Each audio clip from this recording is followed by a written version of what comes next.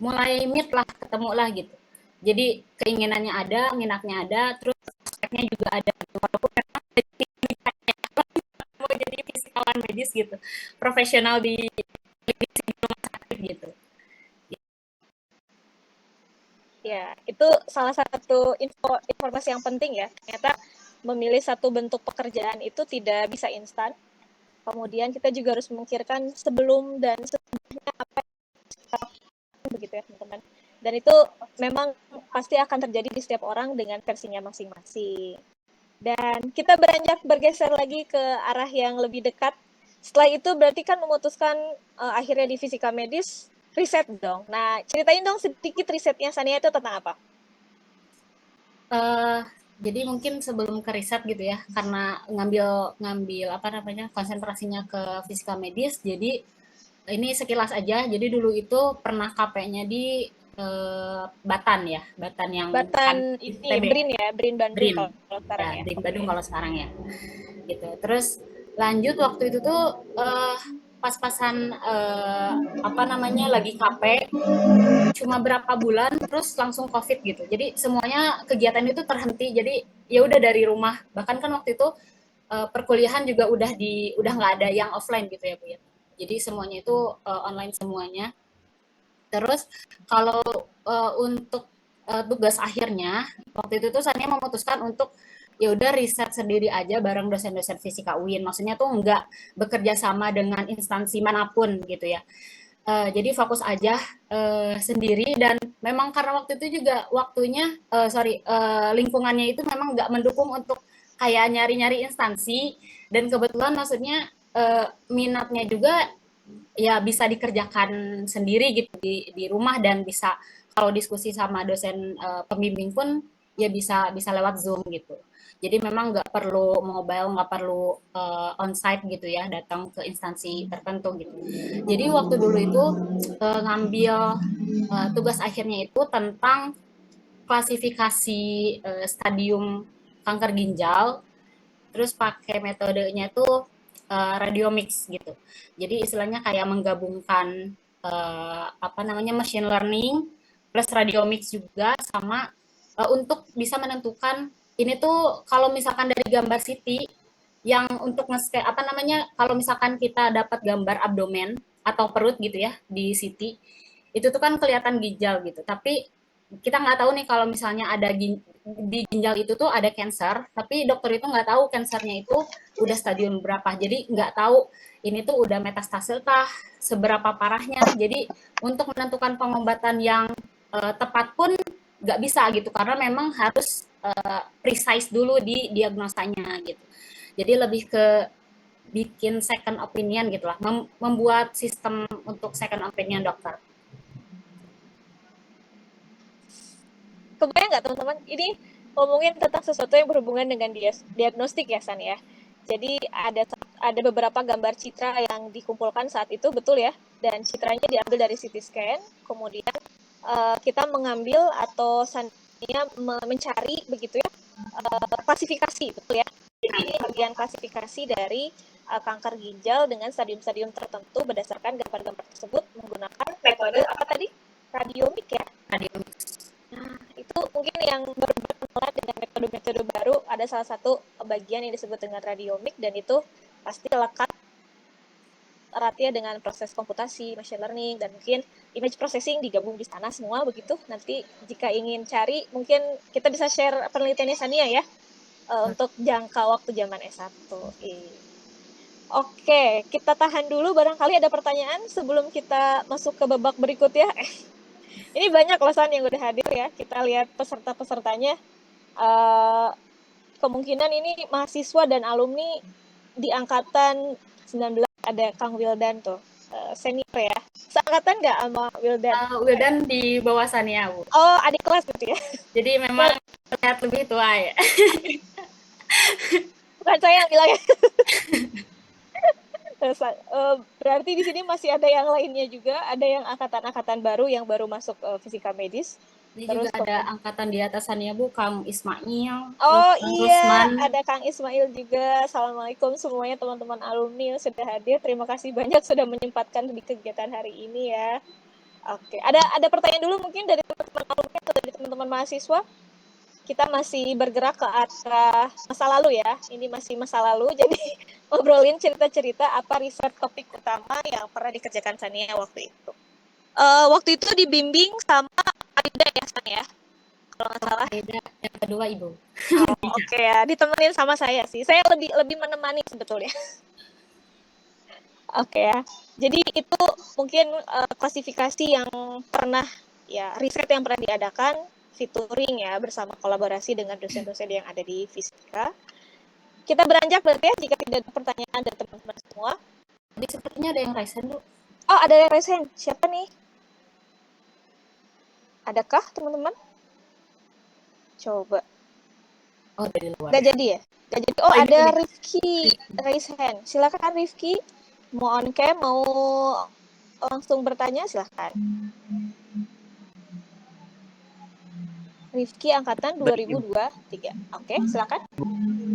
Sebelumnya, apakah suara Rifki jelas? Good, terdengar. Silakan. Ya, sebelumnya terima kasih atas kesempatannya. Salam kenal juga Teh Sania. Saya Rifki dari Angkatan 23. Izin bertanya Teh terkait risetnya yang waktu dilakukan pas COVID. Itu kira-kira pressure-nya apa, terus kayak struggle-nya gimana, terus cara ngadepinnya gimana. Itu Teh, terima kasih. Oke, udah kebayang San pertanyaannya. Saya juga pengen ketawa denger pertanyaannya. Saya tahu banget struggle-nya nih. Silakan. By the way, pengen nanya dulu Bu, ini angkatan 2023 itu semester berapa ya? Semester 4. Semester Benar 4. ya? Rifki semester 4 ya? Ya, Ibu semester 4. Oke, silakan. Luar biasa ya, udah langsung tanya. Let's go, dijawab dulu ya. Oke. Pertanyaan menarik, soalnya pasti ya, maksudnya tuh kalau misalnya kita ngerjain tugas akhir, apalagi waktu itu kayak pas COVID, terus ya kita terisolasi di rumah sendiri-sendiri itu dan gak ada temennya, pasti challenging banget. Jadi waktu itu tuh sebetulnya yang paling challenging, kalau secara teknis ya, itu lebih ke memahami secara klinisnya sih, ini bagaimana apa namanya cara apa namanya cara dokter itu menentukan stadium gitu. Maksudnya dari situ tuh kan kan kita mau bikin satu sistem yang bantu dokter gitu kan. Eh, Berarti kan artinya kita harus tahu dulu nih apa namanya cara konvensional yang dilakukan sama dokter itu gitu biasanya kalau untuk menentukan stadium itu baca literaturnya lumayan pusing ya karena dari awal tuh nggak maksudnya kalau untuk klinis itu matkulnya kan nggak banyak ya Bu di kita gitu jadi kalau saya nggak salah ingat waktu itu cuma belajar anatomi fisiologi ya Betul. maksudnya nggak yang terlalu in depth banget di klinis gitu sedangkan kalau misalnya mau compare dengan profesi sebelah gitu radiografer ya mereka memang dari awal itu memang sudah difokuskan untuk di kesehatan makanya dapat beberapa mata kuliah itu yang memang klinis dari awal gitu itu challenging banget tuh dari situ ya yang kedua sebenarnya memang agak agak bisa dibilang cukup berani ya ngambil topik yang belum pernah dikerjain sama angkatan sebelumnya gitu itu kayak radiomix sama machine learning. Waktu itu juga sempat diskusikan sama Bu Ica pada akhirnya tuh kenapa ya memilih radiomix karena memang di expose juga sama Bu Ica ternyata ada loh gitu ini metode radiomix gitu ya bisa dibilang kayak gitu. Itu juga belajarnya dari nol gitu jadi bisa dibilang start ngerjainnya itu dari semester 7 sih. Kalau menurut saya itu agak agak telat ya karena maksudnya masih bisa dieksplor banyak gitu metodenya gitu terus cara yang terbaiknya apa dengan waktu itu apa namanya challenge-nya ini secara mentali karena waktu itu tuh memang kebetulan banget maksudnya kayak orang tua ibu meninggal gitu jadi itu nggak mudah banget gitu kalau misalkan untuk ngelewatin skripsi gitu tugas akhir terutama pas covid ya maksudnya kayak dukungan emosional dari teman-teman juga jadi agak berkurang karena memang ngerjain sendiri-sendiri gitu realitanya kayak gitu kalau udah semester akhir Kebayang sih. Oke San, kebayang banget. Jadi mungkin kalau saya juga menemani Sania mau menyelesaikan studi kemarin. Itu penelitiannya memang ini cukup baru di beberapa topik tertentu ya. Karena ini juga jadi pengalaman baru saya untuk membimbing. Kita Sania adalah bimbingan pertama saya, bukan? Oh iya, betul Bu. Iya, secara tugas akhir ya. Ini out of the topic, tapi itu kenyataan yang mungkin baru saya ketahui gitu. Jadi di tahun itu Sania adalah bimbingan pertama saya, dibantu dengan Pak Yuda juga.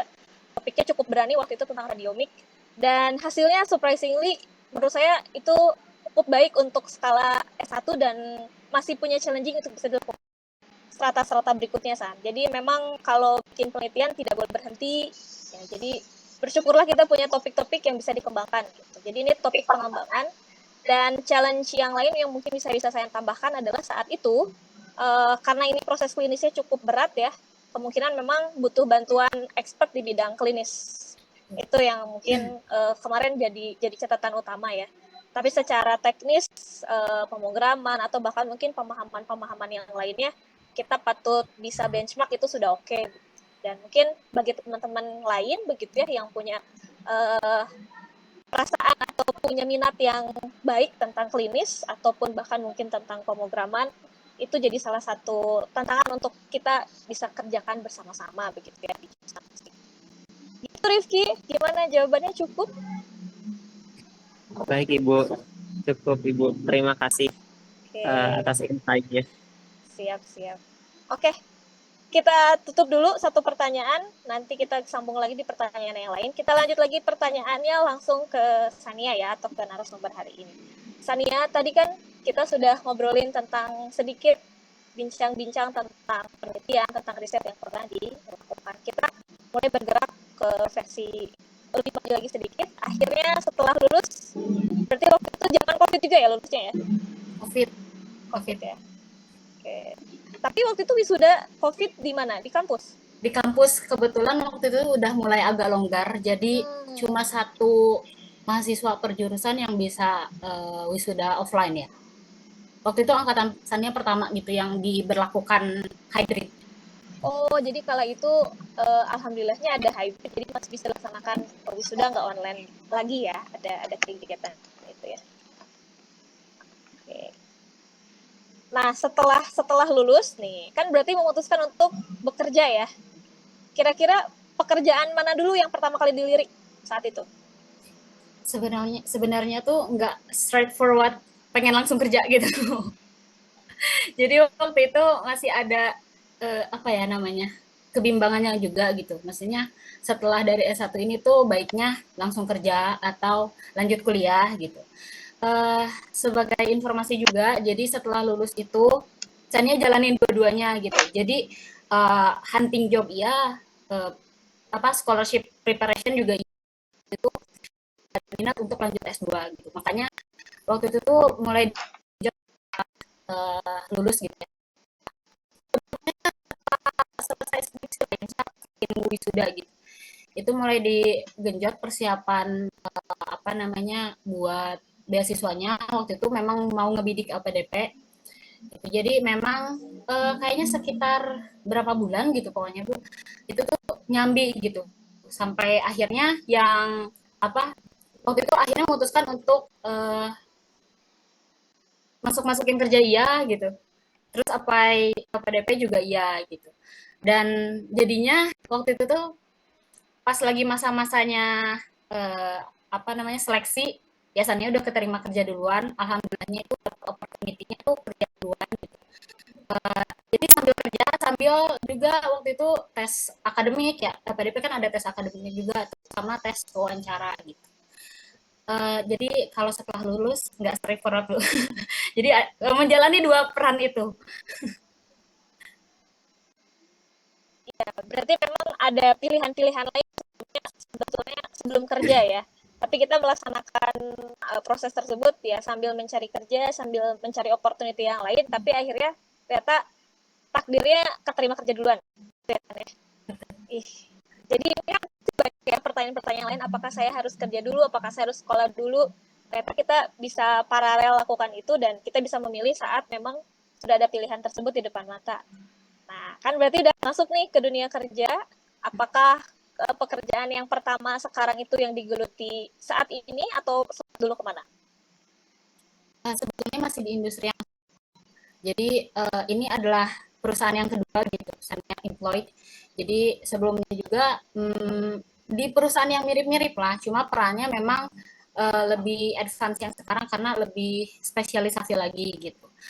Sebelumnya itu pas mau apply kerja juga ngelirik pekerjaan-pekerjaan yang lain. Maksudnya tuh saya tuh pengen ini fun fact juga. Jadi dari semester 5 6 gitu ya. Itu tuh saya udah mulai kayak ngeliat nih potensi fisika medis itu kerjanya tuh apa aja gitu. Kalau misalnya selain klinisi di rumah sakit, itu ada bidang apa aja gitu yang bisa dimasukin.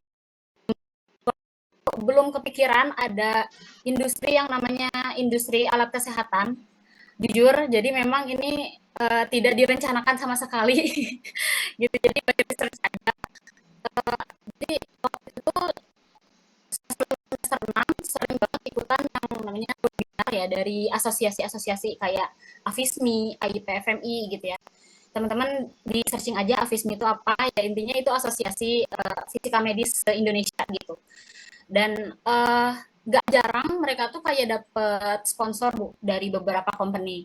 Dan kalau misalkan dilirik lagi gitu, oh ternyata company ini tuh memang exist gitu. Ternyata ini adanya di industri alat kesehatan. Maksudnya tuh kayak dari situlah mulai tahu ada company A, B, C, D, dan itu tuh ya semuanya ada di lingkup industri alat kesehatan gitu. Jadi dari situ mulai kenal tuh yang namanya industri ini, dan dari situ mulai cari lagi skill yang dipunya sekarang lulusan medis itu dapat role-nya apa aja ya kalau misalkan di industri alat kesehatan itu gitu. Jadi dari situ uh, mulai itu. Jadi setelah ini sebetulnya nyambi juga pas lagi skripsian ya. Pas lagi skripsian nyambi juga nyari-nyari riset industri ini tuh kayak gimana sih. Terus kayak di list kalau misalnya istilahnya kayak gini, kalau misalnya kita lulusan fisika medis, ya otomatis relatednya itu lebih ke alat-alat yang di imaging diagnostik, di apa namanya, yang berhubungan sama fisika medis gitu. CT scan, X-ray, MRI kayak gitu. Jadi industri alat kesehatan juga sebetulnya luas gitu, tapi ada segmentasinya sendiri gitu. Kalau untuk radiologi, radioterapi kayak gitu tuh. Nah dari situ kayak mulai dicari karena banyak banget company-company itu dan akhirnya kayak di compare terus kayak mulai cari tahu company ini kayak gimana, company itu kayak gimana, terus setiap role-nya itu yang potensial tuh apa aja dan perbedaan apa job description-nya tuh apa aja sih. Jadi memang udah riset dari sebelumnya. Jadi sebetulnya ya kita nggak bisa menunggu pekerjaan itu datang sendiri, setelah kita akhirnya harus cari langsung gitu ya. Betul. Benar-benar yang itu kunci utama yang saya rasakan juga, atau bahkan mungkin teman-teman di sini sedang mendalami proses itu begitu ya. Pekerjaan itu tidak bisa datang dengan sendirinya, tapi kita harus mencari. Dan ya sih, itu fakta banget ya. Ya, apalagi Oke, dari hasil riset Sania kemarin-kemarin, kenapa? Gimana? ya, ini juga Bu tambahan. Apalagi kalau industri alat kesehatan itu bukan industri yang maksudnya tuh ramai diperbincangkan gitu, maksudnya di berita-berita gitu tuh jarang banget kan. Kalau misalkan kayak IT consultant itu kayak sering muncul ya iklan-iklan atau apa gitu, jadi kita tuh lebih aware aja. Tapi kalau industri alat kesehatan itu cenderung lebih hidden sih, jadi memang harus kita cari atau dapat networknya yang tepat gitu harusnya. Dan sebelum memutuskan ke situ juga sempat apa namanya diskusi, nge-reach out alumni-alumni juga Bu gitu. Kayak Teh Shiva ya, angkatan 13, saudaranya Wildan gitu. Itu sering banget Sania gangguin gitu gimana kerjanya selama ini gitu. Terus alumni-alumni fisika sebelumnya itu pada kemana aja gitu, karena memang kita kan belum tergabung banget gitu Bu, maksudnya kayak informasi juga belum tergabung, jadinya memang harus diri satu gitu, jadi memang effortnya tuh di situ. Iya, memang ya kenyataan ya, semuanya pun terkoneksi dengan networking seperti ini. Jadi akhirnya kita tahu nih ada alumni yang sedang bekerja di tempat A, ada alumni yang sedang bekerja di tempat B. Melihat dari proses itu pun ya muncullah ide-ide kenapa nggak sih kita kasih sharing alumni seperti ini. Mungkin zaman-zaman dulu masih sedikit informasi yang bisa kita dapatkan, tapi sekarang ya kita bisa silaturahmi lah ya. Semuanya bisa kenal, ada Teh Sania, tadi ada Teh Shiva, ada Kang Wildan, begitu ya, dan teman-teman semuanya di sana pasti akan memberikan satu informasi atau dua informasi yang berkaitan dengan pekerjaan setelah mungkin lulus dan apa saja survive-nya, apa saja kendalanya, begitu ya. Terima kasih untuk teman-teman alumni yang mungkin membantu ya pada saat itu, atau bahkan mungkin ke depannya kita akan saling bantu untuk proses pekerjaan. Akhirnya setelah informasi-informasi ini terkumpul, ceritakan untuk Sania mungkin bagian pekerjaan pertama ya. Pekerjaan pertama tadi dunia alat kesehatan, apa nama perusahaannya, San? Waktu itu Dan daerah mana? Jadi ini juga sambil cerita sedikit Bu gimana caranya waktu Sania akhirnya dapat kerjaan itu gitu karena yang tadi Sania bilang juga ini cukup hidden ya, maksudnya tidak tersebar banyak gitu. Sania itu waktu itu mulai benerin LinkedIn gitu ya karena sebelumnya itu selama kuliah nggak pernah disentuh sama sekali gitu. Jadi cuma bikin akun ya udah tinggalin. Tapi ternyata ya fungsinya di situ gitu ya untuk kita tuh bikin personal branding, nunjukin kita itu siapa, alumni mana, dan butuh apa gitu. Dan connection-nya juga di situ yang Sania bangun itu lebih spesifik ya, maksudnya nggak yang asal accept aja, tapi apa namanya yang cuma diizinkan masuk ke lingkungan di LinkedIn Sania itu ya memang bidang-bidang yang Sania mau gitu. Ya contohnya yang di alat kesehatan ini. Dan turns out waktu itu dapat beberapa connection lah gitu, kayak dari alumni UGM gitu. Sempat tanya-tanya juga gitu mereka tuh kerjanya kayak gimana, karena sebelumnya role yang Sania pegang itu belum pernah dipegang sama alumni UIN Bu gitu. Dan dari situ kan connection-nya mulai kebangun dan opportunity-nya tuh muncul aja gitu. Maksudnya kan pasti banyak yang share lowongan pekerjaan, banyak yang share ya opportunity yang lagi kebuka lah gitu. Dan itu tuh kadang-kadang nggak di-share kayak di platform Jobstreet atau apalagi Instagram gitu ya, itu jarang banget. Oh, jarang lah gitu, ya. Jadi ya hindari Instagram ya, lebih reach out LinkedIn berarti ya. Iya. Berarti apa nama perusahaannya San waktu itu yang pertama? Jadi yang pertama itu Elokarsa Utama. Elokarsa Utama. Jadi Elokarsa itu lebih ke grup juga. Jadi dia kayak punya 7 perusahaan, bergeraknya di bidang beda-beda, tapi kayak 3/7-nya itu di kesehatan sama di laboratorium gitu. Dan yang Sania masukin waktu itu tuh itu yang kayak induknya gitu. Nah waktu itu perannya itu lebih ke product and application specialist gitu. Jadi waktu itu tuh mereka lagi expand bisnis untuk bisa punya lini bisnis di CT scan gitu. Jadi menawarkan produk ke customer-nya itu ditambah gitu portofolionya. Itu CT scan. Makanya mereka cari orang-orang dari bidang yang relevan gitu, kayak sebetulnya nggak harus fisika medis sih, makanya kompetisinya itu sangat lumayan gitu. Ada radiografer gitu, itu bisa banget, atau biomedical engineering itu masih masuk-masuk aja walaupun mereka tuh terlalu general. Kayak fisika medis sama radiografer itu kan memang teknik radiografi gitu memang specifically di bidang ya itu ya muter-muter radioterapi, diagnostik sama kedokteran nuklir gitu. Itu jadi pekerjaan pertamanya itu. Terus lanjut waktu itu ada beberapa consideration juga untuk bukan pindah karir sebetulnya, tapi lebih ke pengen nge-expand exposure aja, professional exposure, maksudnya pengen lebih beragam aja si experience-nya, dan butuh resource juga, maksudnya SDM yang lebih oke lah gitu. Makanya waktu itu memutuskan untuk pindah ke company yang lain. Sebetulnya itu kompetitor sih Bu. Jadi perusahaannya tuh beda, tapi ya masih dalam satu lini bisnis yang sama. Tapi yang ini lebih spesialisasi lagi. Gitu. Oke. Di Elokarsa Utama berarti berapa tahun, San? Kayaknya 2 tahun setengah, Bu. Oke, cukup lama ya. Dan Ya, itu di daerah mana kalau boleh tahu? Mungkin ini ada yang catat-catat, barangkali mau coba apply gitu ya? itu di Kebayoran Lama, Jakarta. Oh, di daerah Jakarta. Oh, berarti ya change-nya masih di daerah-daerah Jakarta ya. Di Elokarsa Utama 2,5 tahun dan memang itu alat kesehatannya lebih banyak ke arah CT scan ya. Waktu itu Sania diperuntukannya untuk CT scan, tapi waktu itu kayak diminta juga untuk bantu di beberapa alat yang lain, kayak Kayak apa tuh? surgery, alat kayak Kayak apa?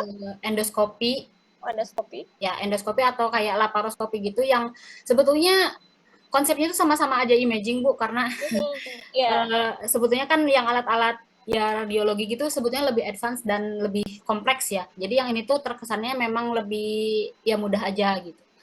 Sama apa microsurgery itu juga ada di Elokarsa sama di mata juga ya. Di ophthalmology itu ada. oke. Jadi beberapa kali sempat ikut maksudnya workshop-workshop mereka tuh kayak gimana sih gitu. Itu kan yang benar-benar bedah ngebuka manusia banget gitu. Terus Oke. Oh, jadi uh, sempat ya, apa namanya, benar-benar nyobain alatnya, terus kemudian sampai tahu fitur-fiturnya, ke ya, sana berarti ya ya pergerakannya. Ya, partner dokter banget lah ya teman-teman di industri ini. betul. Jadi memang fun fact juga kalau dokter-dokter itu biasanya ya kalau misalkan mau mulai treatment, operasi gitu atau mau mendiagnosa sesuatu ya kadang ada diskusinya juga sih sama teman-teman vendor. Pasti pasti. Karena kan mereka butuh tools ya, nggak mungkin kan tiba-tiba mereka mau melakukan sesuatu tapi nggak tahu alatnya seperti apa, speknya seperti apa, dan banyak hal lainnya ya. Jadi dokter itu teman-teman nggak bisa bergerak sesuatu kalau misalkan memang dibantu atau diproses menggunakan alat ya. Jadi memang butuh banget bantuan-bantuan industri dan teknologi untuk mengembangkan hal-hal tersebut. Jadi di Elokarsa Utama ini kita berbicara sedikit tentang hal yang lain ya San, sedikit saja mungkin untuk fresh graduate pada saat itu uh, gimana sih dapat penghasilan berapa atau mungkin oh ini saya oke lah kegalauan nggak di bidang-bidang itu tergantung terhadap penghasilannya. Uh, it's a very sensitive topic. Tapi let me try. Uh, Ya, ya, ya. Kalau waktu itu pengalaman saya, alhamdulillahnya dapat di atas UMR. Jadi maksudnya cukup oke untuk Fresh graduate ya. Ini untuk kita fresh berbicara graduate. fresh graduate ya. Nanti kita Betul. next berbicara yang level lebih tinggi San. Ya, Ini untuk level fresh graduate dulu. Masih oke nggak secara ini kan orang butuh pekerjaan untuk mendapatkan penghasilan itu pasti jadi hal yang utama begitu. Dan saat itu ini sangat cukup atau tidak? waktu pengalaman saya ini cukup ya. Cukup, alhamdulillah cukup banget gitu. Maksudnya kayak di atas UMR pun nggak yang mentok UMR atas dikit nggak gitu. Tapi it depends dari cara kita meyakinkan recruiter, cara kita menjual value kita apa gitu. Jadi kalau misalnya kita nggak bisa meng-highlight nih, kita itu bisanya A, B, C, D, maksudnya user kita pun nggak tahu gitu, kita tuh bisanya itu gitu, dan nggak bisa memvalue kita gitu. Dan sebetulnya sebelum interview pun harusnya kita cek dulu ya, maksudnya kayak perusahaannya tuh kayak gimana, kita align gak sama mereka. Pastikan kita adalah kandidat yang tepat buat mereka gitu. Jadi banyak strategiknya juga sebetulnya buat apa penentuan gaji ini gitu ya, pendapatan Ya. ini, dan tergantung juga ya pengalaman-pengalaman kita itu mereka value apa enggak gitu. Nah, Itu sih. tergantung dari value. Tadi ada benar kan? Ada bahasa-bahasa yang memang kita harus mengeluarkan kompetensi atau bahkan skill-skill kita di hadapan recruiter. Nah, yang mungkin yang jadi pilihan utama yang Sania munculkan pada saat itu, boleh bisa di-share nggak? Kira-kira saya punya skill ini nih setelah lulus, apa yang bisa Sania ceritakan? Waktu itu sebelum apply itu tuh Sania lihat dulu kan kayak job description-nya apa, kerjanya kayak gimana. Jadi Sania coba lihat dengan job description yang sama ada nggak skill yang atau setidaknya pengalaman sedikit aja yang pernah dilakukan gitu sebelumnya. Kayak misalnya kan kalau di industri alat kesehatan apalagi di application and product itu technical banget, terus maksudnya kayak emang kita harus strong di pengetahuan ya, kalau misalkan alatnya Siti ya kita harus bisa gitu. Sama ini sih karena kita kan perlu komunikasi terus sama medical profesional ya, baik itu dokter, radiografer gitu. Nah itu tuh skill-skill kayak komunikasi, presentasi gitu. Itu tuh benar-benar mereka value karena ya itu pasti bakal kepake banget gitu. Jadi yang Sania tonjolkan itu waktu itu walaupun memang nggak ada exposure-nya sama sekali, bukan sama sekali sih, sedikit banget exposure-nya waktu itu waktu kuliah tentang ya klinis itu kayak gimana. Tapi waktu itu tuh Sania mencoba sebisa mungkin meng-highlight apa tugas akhir Sania gitu Bu. Karena di situ kan belajar banyak banget gitu. Dari A sampai Z itu kayak gimana walaupun belum pernah lihat sama sekali gitu, sama meng-highlight ini sih apa pengalaman-pengalaman di organisasi sebelumnya karena yang tadi saya bilang itu. Jadi pas masuk kuliah itu biasanya udah dapat awareness untuk oh ya memang skill set gitu, makanya perlu dilatih dari situ. Wah, benar-benar. Jadi akhirnya value yang kita buat semasa kuliah itu ya menguntungkan kita di satu sisi untuk pekerjaan ya. Baik itu secara soft skill maupun secara hard skill. Karena tadi faktor komunikasi, kemudian kita bisa presentasi dengan baik, itu jadi salah satu poin penting recruiter memilih kita sebagai ya diambil bisa bekerja di bidang itu begitu ya, Seth. Selain dari mungkin sisi pengetahuan kita tentang kelompok ahli atau bahkan mungkin sekarang ada di divisi klinis atau bahkan di bagian-bagian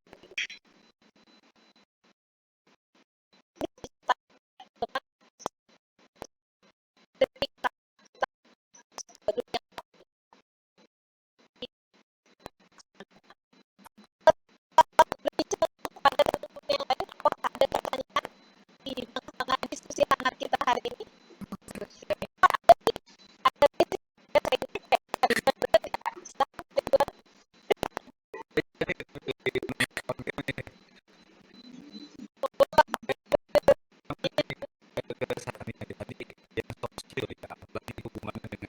Suaranya jelas nggak? Sorry. Agak sedikit kurang. Gimana? Ya lumayan oke. Oke, betul. Nah, tadi kan terkait dengan soft skill ya di organisasi. Gini Sania, ini tuh banyak mahasiswa yang HMJ kan, karena itu dia kan tergabung di organisasi. Nah, kira-kira apa yang harus mereka kembangkan di HMJ supaya soft skill-nya itu nanti akan mendukung pekerjaannya. Jadi supaya di sekarang ini dia bisa mengetahui bahwa hal apa sebetulnya soft skill yang perlu dia kembangkan agar nanti itu relate sekali dengan pekerjaan yang mau dia cari. Itu penting juga ini sekaligus wejangan di Sania di untuk yang di HMJ gitu ya. Ya. Kalau menurut Sania sih karena memang Sania coba kerucutkan ya Bu ya, skill set yang benar-benar butuh banget gitu ya. Dari soft skill-nya itu apa aja tadi ya, komunikasi, public speaking, terus networking, problem solving ya harusnya kalian bisa-bisa aja karena fisika banyak problemnya ya. Gitu. Jadi kalau itu udah nyambi selama kelas ya gitu. Tapi maksudnya kalau di luar kelas pun kan fungsinya kita ikut organisasi gitu ya, mau dimanapun itu ya kita biar terlatih untuk menyelesaikan suatu masalah gitu, karena kan masalahnya bukan cuma sekedar kayak fisika material gitu ya, maksudnya ini kan lebih applicable lagi gitu ya, maksudnya dalam keseharian gitu. Eh, jadi yang Sane highlight itu komunikasi, public speaking sebetulnya masuk ke komunikasi gitu. Terus problem solving sama networking. Networking itu menurut Sania tuh skill yang maksudnya kayak set yang harusnya tuh bukan basic juga sih, tapi lebih ke kalau misalkan kita networking bisa networking dengan bagus, itu tuh akan memudahkan opportunity opportunity lain tuh datang ke kita gitu. Itu baik dalam skala kita mau mau cari kerja atau di pekerjaan kita gitu. Maksudnya kan gimana caranya kita bisa perform di pekerjaan itu tuh harus dikembangkan juga gitu skill set yang apalagi networkingnya tadi. Gitu. Gimana caranya kalau untuk dari komunikasi sama public speaking, saran saya sih lebih ke coba ditambah wadah untuk mahasiswa fisika tuh bisa lebih luas gitu ya dalam menyampaikan argumen. Maksudnya gini, di Himas IV gitu. Kadang memang ada orang yang memang nggak mau terlalu show off gitu, maksudnya nggak mau menyampaikan pendapat secara langsung gitu. Nah ini tuh sebetulnya perlu dikasih awareness ya, maksudnya perlu dikasih pengertian juga gitu. Toh ini juga baik gitu buat pengembangan dirinya sendiri. Jadi banyak juga gitu kejadian waktu itu yang oh ya udah saya pengennya di backstage gitu, backstage terus. Jadi setiap kepanitiaan itu backstage terus gitu. Jadi nggak ada eh, apa namanya cross fungsionalnya gitu. Itu sih menurut Sania ya. Jadi memang kepala apa ketua Himas IV gitu ya sebagai ketua itu bisa melihat apa dari sisi ini gitu ya. Ternyata kan memang mahasiswa fisika tuh apalagi yang fisika kan terkenalnya kayak nerd gitu ya, ya udah di belakang panggung gitu kan kayak anggapan orang-orang gitu padahal nggak sesimpel itu gitu dan ya itu sih balik lagi lebih ke perbanyak wadah untuk mahasiswa-mahasiswa tuh bisa apa berkembang gitu secara komunikasi jadi lebih merata jadi yang berkembang itu bukan hanya yang pegang posisi-posisi tertentu gitu yang jadi ketua divisi misalnya kayak ketua departemen atau ketua Himas HIV-nya kalau itu kan udah pasti ya Bu ya. Uh, Sama kalau networking itu coba di menurut Sania coba selain dari organisasi juga coba ikut kompetisi sih menurut Sania. Jadi Lomba-lomba lomba-lomba gitu ya. betul. Jadi lomba-lomba tuh menurut Sania itu sekali dapat gitu Bu. Jadi kita terasa juga kan kalau lomba-lomba sekitar apa di bidang fisika itu juga perlu apa ya kalau misalkan LKTI pun kan kita harus presentasi gitu ya LKTI harus presentasi belum kalau misalkan sebelum LKTI-nya kita dapat hard skill-nya tuh gimana caranya penelitiannya itu bisa selesai gitu atau kita belajar metode-metode baru lah dari situ jadi hard skill-nya dapat soft skill-nya dapat gitu terus yaitu ya tadi komunikasinya juga jadi dilatih kita kan pasti perlu bimbingan ya perlu bimbingan dari dosen-dosen kadang ini yang Sania tahu juga ya Bu ya. Dulu ya sebelum mulai pengen lomba gitu, nyari teman yang sefrekuensi emang pengen lomba itu ya nggak gampang gitu. Apalagi berani untuk me-reach out dosen gitu. Bu, saya pengen ini itu tuh susah gitu. Dan Sania juga ngerasain gitu, itu struggle-nya teman-teman Sania juga pas awal-awal ikut lomba gitu. Bukan hanya yang di UIN aja, sama kok yang di universitas lain juga kayak gitu gitu. Itu kan sebetulnya kayak networking itu juga bisa jadi salah satu aspek networking ya maksudnya kayak kita memperluas network kita tuh walaupun misalnya kita udah kenal nih sama Bu Ica gitu tapi kalau kenalnya cuma berdasarkan oh ya Bu Ica ngajar di kelas apa medical imaging misalnya gitu hanya sekedar itu aja tapi Bu Ica-nya nggak tahu mahasiswanya juga itu bukan networking gitu gitu jadi lebih ke mengenhance eksistensi kita gitu di apa di relevant people tergantung ya teman-teman ya kalau misalnya pas mau lomba itu bidangnya mau kemana gitu kan kalau saya sering lihat itu yang dari apa namanya dari instrumen itu kan udah ada inkubasinya kan ada di Pemada gitu ya itu oke banget sih maksudnya dari situ bisa dilatih gitu kedekatannya cara reach outnya kayak gimana cara maintain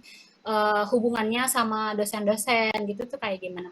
Dan saat lombanya pun kita kan kayak ketemu ya, kenal sama banyak orang gitu. Nah, itu tuh sebetulnya bisa jadi opportunity untuk nanti kolaborasi gitu ke depannya, atau sekedar kita mau nanya di daerah ini makanan yang enak apa gitu. Itu tuh kita bisa kenalan gitu sama sama teman-teman yang lain ya. Ya kompetitor kita di kompetisi itu, it's okay gitu. Dan ya itu sih, kalau lomba itu lebih ke dapat banyak gitu. Hard skill-nya ada, soft skill-nya ada, network juga kita coba bangun dari situ selama kuliah. Kayak ini ya, namanya apa, kayak perangku dayung 2-3 pulau langsung dapat gitu ya. Temannya dapat, hadiahnya juga dapat ya San ya. Pengalamannya Ada yang dapat. dapat, ada yang enggak sih. Oh, ya itu bonus lah ya kalau hadiah ya. Iya. Hasil kerja keras gitu. Tapi teman-teman semua saya yakinkan teman-teman di sini jangan terlalu terfokus dengan apa yang pernah kita pelajari secara akademisi ya. Memang soft skill itu diasahnya dari instan juga. Bisa kita komunikasi, kita bisa mengajak berbicara orang lain pun kadang susah begitu ya, dan itu salah satu yang harus dihindari gitu. Jadi akhirnya gimana kita mau bisa bikin networking yang bagus kalau komunikasi kita juga sedikit kurangnya tidak berjalan gitu ya.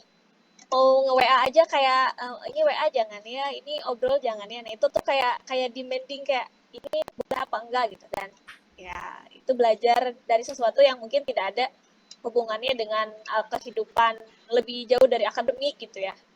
Mungkin skill presentasi itu jadi penting juga ya. Kalau teman-teman mahasiswa sekarang tuh kadang presentasi ya udahlah, yang penting tampil, harusnya memang benar-benar oke ya. Dilihatnya sih kebanyakan ya di program-program pekerjaan di industri itu tuh kalau kita meeting begitu ya, skill presentasi jadi utama sih kelihatannya ya. Iya, betul Bu. Di industri manapun actually. Di industri manapun. Jadi ini ayo kita belajar bareng bisa presentasi dengan bagus gitu ya. Jangan bertele-tele tapi langsung sat-set dengan informasi yang keren juga gitu ya. Dan kita harus juga mikirin caranya gimana biar audiens tuh ngerti. Jadi komunikasi ini kelihatannya gampang tapi sebetulnya kompleks gitu di belakangnya. Jadi buat bikin orang itu ngerti apa yang kita bicarakan itu tuh kompleks banget gitu persiapannya. Kita harus mengkonsep bla bla bla gitu. Terus orang ini backgroundnya apa kalau misalkan di industri Sania gitu ya Bu. Jadi gimana caranya biar ini tuh lebih kena gitu obrolannya. Nah itu jadi indikator komunikasi efektif juga. Sama kalau boleh bilang sih satu lagi ya Bu, bahasa Inggris itu ya skill bahasa undebatable. Iya. Karena kan skill komunikasi ya, selain kita punya bahasa Indonesia, kita juga harus expand ke bahasa yang lain. Karena itu tadi, audiens itu kan butuh skill yang banyak ya untuk dapat bisa dimengerti apa yang kita maksud dari setiap informasi. Ya, buat konteks juga Bu, kalau di industri alat kesehatan itu, karena kita tuh akan berpartner dengan manufakturer ya, jadi pabrikan. Yang pabrikannya itu sebetulnya dari Indonesia juga ada, tapi saat ini kalau untuk barang-barang yang device-device yang berhubungan sama fisika medis gitu ya, itu tuh kebanyakan masih import gitu. Jadi yang punya pabrikannya ini adalah orang asing gitu. Dan kita itu perlu menyerap ilmu mereka gitu. Maksudnya perlu menyerap informasi tentang alat ini tuh ya dari mereka gitu, dari orang asing itu. Gimana caranya kita bisa menyampaikan ke dokter, gimana caranya kita bisa mempresentasikan dengan baik itu ya sebelumnya itu kita harus bisa diskusi nyambung ya. Diskusi nyambung ya sama orang-orang asing ini gitu. Banyak sih dari China, dari Jerman, India banyak. Oke, jadi kemungkinan dan memang yang masuk ke Indonesia rata-rata di bidang alat kesehatan ini import ya, San ya? Dari sejauh ini mana tadi? Ya, sejauh ini kalau untuk yang medical imaging ya sama treatmentnya Bu, itu kebanyakan masih impor. Tapi setahu Sania, Indonesia itu ya itulah udah mulai aware untuk bisa punya alat medisnya sendiri gitu. Walaupun masih kayak Sedikit ya? beberapa komponennya itu diimpor juga gitu. Jadi tidak 100%. Dipasangnya atau Ya, apa istilahnya ya? dipasangnya di rangkai di sini. Gitu. Kalau nggak salah Ambara juga kayaknya kerjanya di itu sih Bu, setahu saya ya, di produsen radiologi. Oh, masih Dan itu imaging maksudnya juga ya? yang udah pemiliknya tuh dari Indonesia gitu. Jadi perusahaan Indonesia. Jadi udah mulai mengembangkan ke situ. Terutama untuk X-ray ya. Tapi kalau untuk kayak CT, MRI belum. Oke. Tadi negara mana aja San yang mungkin kita jadi punya wawasan lebih nih kita akan punya ekspansi ke daerah-daerah mana yang mungkin kita bisa reach. China itu banyak pasti Bu, karena mereka tuh berkembang pesat banget. China Iya sama ya. India Mhm. itu berkembang pesat banget medical device-nya, dan mereka tuh memang SDM-SDM-nya luar biasa ya, dan karirnya tuh mereka gila-gilaan sih dibanding Indonesia gitu. Sampai-sampai mereka tuh kalau mau masuk industri itu minimal S2 Bu gitu. Really? Minimal S2. S2? Betul. Wow. Jadi memang yang baru kerja itu memang umurnya di atas Ania gitu. Kebanyakan. Mereka baru masuk kerja itu ya maksudnya udah selesai S2 gitu. Terus di samping China tadi ada dari Jerman, itu udah pasti. Jerman, Eropa, terus Amerika ya. Gitu. Itu pasti ada sih. Dari Kalau Jepang juga ada Bu. Jepang juga ada ya. Jepang juga ada. Yang terdekat dari kita mungkin mana San? Dekat dalam hal Pelatihan atau bahkan mungkin teknologi-teknologi yang berkaitan dengan alat kesehatan dan teknologi relate dengan kalau kerjaan. secara pabrik dan R&D itu pasti yang tadi saya sebutkan. Mhm. Tapi kalau misalkan kayak apa namanya cabang mungkin ya, cabang kayak gitu, itu kalau Asia Tenggara either Malaysia atau enggak Singapura, Thailand. 3 itu sih biasanya cabangnya. Cabangnya di sekitar sana ya. Mm. Dan menurut Sania ya, Indonesia tuh lebih berpeluang nggak untuk punya kedepannya nih, ini berbicara kedepannya. Kedepannya industri ini tuh kelihatannya akan punya lahan seperti apa sih? Menguntungkan, bukan menguntungkan ya, menjanjikan atau kurang lebih pandangan yang pernah Sania dapetin di tempat kerja gimana? Bisa dibilang maksudnya tuh eh, industri medical device itu basah ya Bu ya. Maksudnya basah tuh Mhm. baik secara bisnis ataupun ya secara kita pengen mencari karir gitu, itu basah banget karena emang sudah mulai apa menjamur gitu. Bukan menjamur dalam artian banyak banget enggak, tapi maksudnya tuh berkembang lah ya gitu, berkembang. Bahkan sekarang itu Kemenkes ya, Pak BGS, Pak Menteri BGS itu kayak bikin kebijakan gitu untuk ya tadi ya Indonesia itu biar bisa menciptakan alat kesehatannya sendiri gitu, karena pertimbangannya karena waktu itu Bu, waktu COVID kita sempat kena shortage, jadi nggak Apa dapet tuh? Pelan-pelan, shortage itu. shortage itu gimana? Shortage itu kayak jadi kita perlu medical device-nya tapi nggak bisa dikirim dari pabrik karena mereka pun kebutuhannya banyak karena kan lagi COVID ya Bu ya, apalagi kayak alat-alat yang life support ya kayak ventilator atau yang di ICU lah gitu istilahnya. Oke. Itu tuh kita jadi kayak terhambat, jatuhnya kayak ya kita kurang gitu, sampai kekurangan. Itu cerita waktu COVID gitu ya.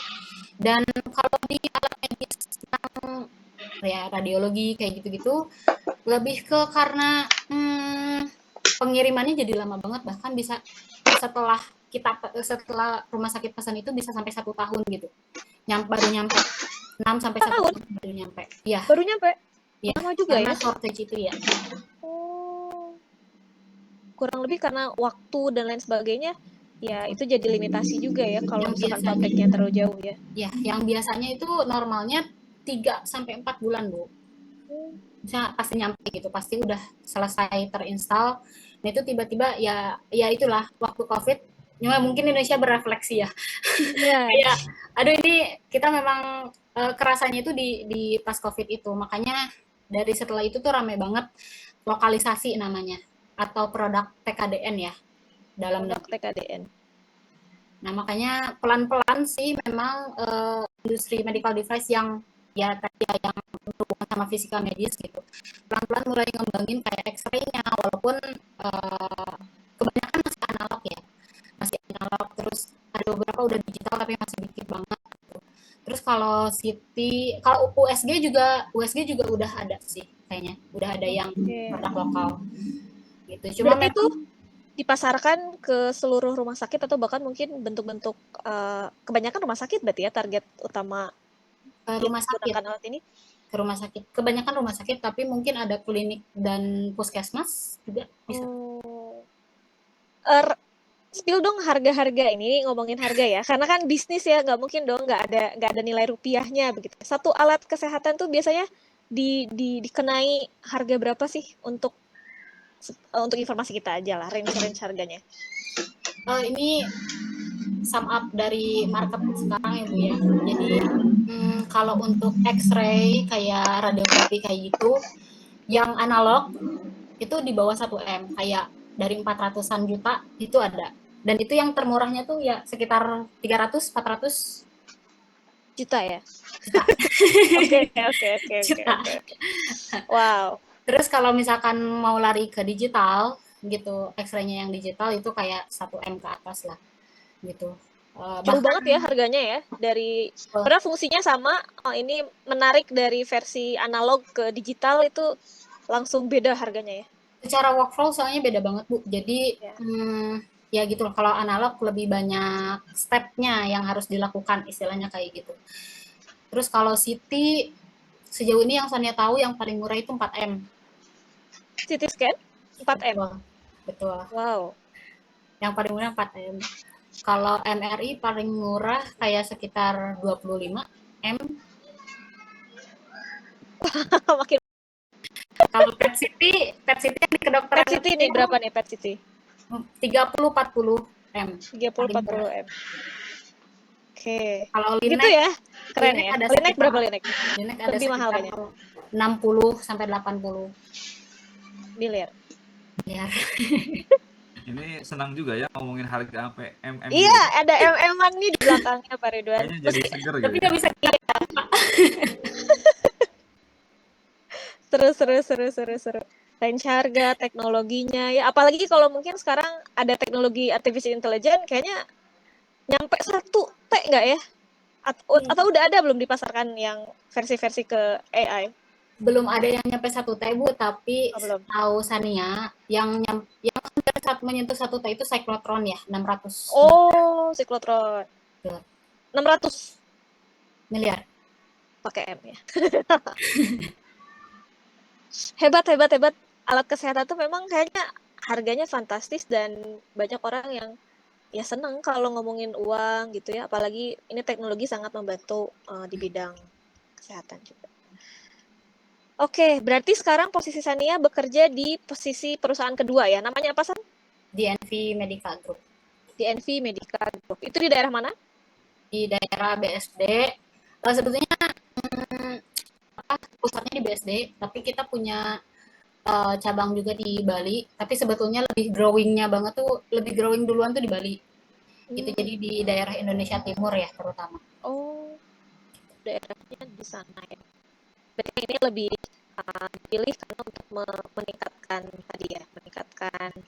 pengalaman, terus keprofesionalan. Tapi bidangnya masih sama ya. Ada nggak yang beda dari pekerjaan yang pertama ke yang sekarang? Soal ini ya, apa namanya teknologi ya terutama ya. Kalau dari teknologi bedanya hanya kalau dulu cuma pegang CT scan aja Bu gitu. Jadi pas di perusahaan sebelumnya kan tadi ya pegang CT scan dan pegang yang lain-lainnya yang non lah istilahnya gitu. Tapi kalau yang sekarang itu semuanya ada gitu. Jadi Sania diminta untuk ya handle semuanya, kayak kalau dari diagnostiknya itu ya dari CT, MRI, X-ray, mamo. Kita nggak ada USG. Yeah. Terus memang mau mulai ekspansi ke radioterapi sama kedokteran nuklir ya. Jadi ekspansi alatnya lebih banyak yang di perusahaan sekarang ya dibanding yang sebelumnya. Betul ya. Oke, jadi akhirnya ya skill kita juga jadi nambah karena itu tadi alatnya makin nambah, terus berarti juga koneksinya makin macam-macam. Nah ini mungkin pertanyaan menarik juga. Gimana caranya survive selama beberapa tahun kebelakang ini dalam industri teknologi kesehatan? Belajar sih. Kayaknya itu never ending ya. Itu never ending karena udah ketahuan ya yang kita tuh misalnya sehari-hari berkutat dengan apa. Jadi bahasan utama tuh teknis gitu. Bahasan utama tuh teknis yang dibawanya tuh pakai soft skill tadi gitu.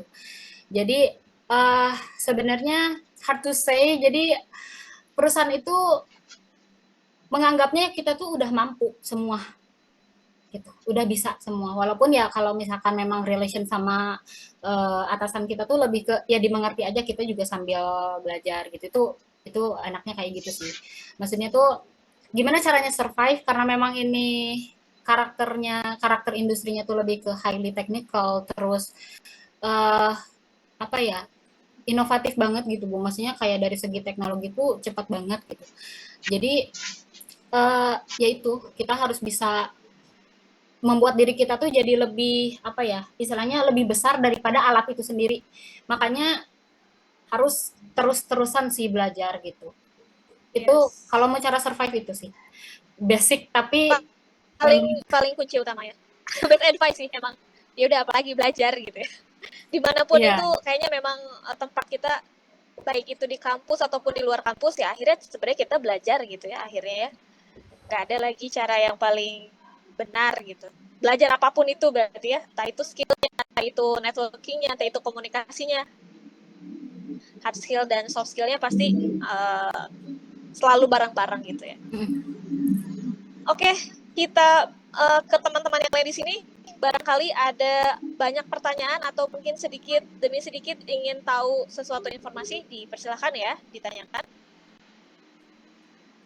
Mumpung ada nih orangnya, ayo kita lihat peserta-peserta yang sudah hadir. Ada dari angkatan 2022 nggak yang sekarang sedang memasuki kelompok keahliannya? Ada yang mau ditanyakan nih? Saya ngelihat ada Aldo, ada Novi, siapa lagi? Ada Ririn, ada siapa lagi ya? Banyak deh. Silakan kalau ada yang mau ditanyakan. Apa ya kira-kira? Ini jangan malu-malu loh, kan kita lagi berdiskusi untuk sesuatu informasi yang kita butuhkan ya. Atau dari pihak-pihak teman-teman alumni, atau mau menjelang alumni nih, angkatan 2000 berapa, 2020 gitu ya, 2021, ada mau resen atau diketik di ini ya, di kolom chat juga boleh. Oke. Sambil menunggu ya San ya, kita masuk lagi ke pembicaraan yang lain. Nah, berarti kan sekarang di DKV, DKV ya? DKV itu ada singkatannya nggak sih? DNV Bu. Oh, di NV. Di NV itu singkatannya apa?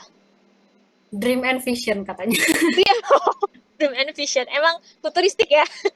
Memang iya sih Bu, tapi maksudnya Oh ya. itu diturunkan ke kultur-kultur perusahaannya juga memang seperti itu. Oh, Jadi bagus sih. leader-leadernya Iya. si level director gitunya tuh memang itu sense yang Sania cari juga gitu. Good sih. Jadi ya kita tahu lah pasti memilih pekerjaan itu ingin meningkat dan ini punya fitur yang looks-nya bagus nih.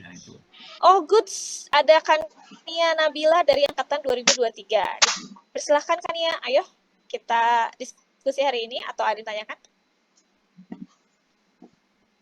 Ya, sebelumnya salam kenal Teh. Perkenalkan, nama saya Kania Nabila Rahman dari angkatan 23, sekarang lagi di semester 4. Kebetulan Kania pengen mastiin ulang. Soalnya yang Kania tahu tentang fisika medis itu emang harus lanjutin sekolah lagi. Sedangkan tadi dari cerita Teteh, bahkan beres S1 pun bisa langsung kerja di industri. Jadi gak sekolah lagi pun nggak apa-apa ya Teh, atau gimana? Ya gitu Teh. Menarik. Oke, terima kasih. Ini menarik Bu karena banyak banget maksudnya tuh mahasiswa-mahasiswa UIN ya gitu. Pun angkatan-angkatannya sana itu bingung gitu ya mau berkarir karena kepikirannya cuma jadi klinisi gitu. Jadi memang apa ya, udah masuk ke mungkin ya apa gimana gitu. Kalau setelah kita studi fisika medis itu harus jadi klinisi, dan karena di Indonesia ini memang regulasinya memang belum apa ya namanya, belum belum bisa untuk alumni dari UIN itu lanjut langsung gitu ke profesi, makanya perlu S2 gitu. Jadi lebih ke gini kan ya, profesi atau karir setelah belajar fisika medis itu banyak banget gitu ya. Yang pertama pilihan itu bisa jadi klinisi gitu. Klinisi itu sekarang regulasinya perlu kita tuh punya STR. STR itu surat izin apa praktik gitu ya, semacam itu kayak dokter lagi, dan kita tuh harus melewati kayak semisal koas gitu, mirip-mirip kayak koas gitu, itu namanya profesi, itu lamanya 1 tahun. Dulu pas zaman sebelum Sania itu cuma perlu diklat 6 bulan gitu.